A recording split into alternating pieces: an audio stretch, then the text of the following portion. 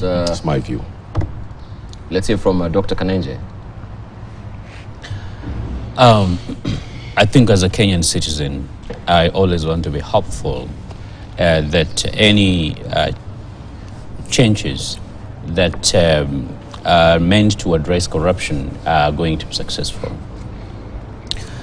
For those who are Christians, I think it's Luke 5, 36 to 39, talks about the parable of the old and the new wineskin.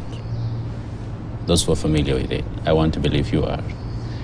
That you do not tear the new wineskin, a patch of it, then use it to sew the old wineskin. You would actually have destroyed the new wineskin.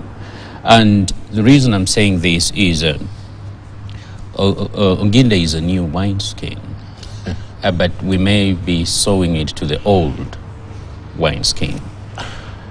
Unless we change the character of the old wineskin to make it newer, it becomes a challenge to actually be able to achieve results. Now, I want to believe there is wisdom behind his appointment, and in part because he's a credible human being, he is a patriotic Kenyan, but you have certain fundamentals that have plagued our country, certain structural contradictions. Yes.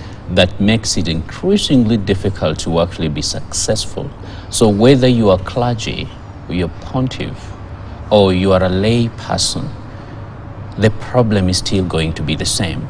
And perhaps we need a serious re-examination of why we actually have failed in fighting corruption, first of all, before we make any other steps in that direction, because it may end up the same. But I want to hope and pray, because he's a prayerful man himself, that some miracles are going to happen. I don't believe in miracles very much myself. I just believe in practice.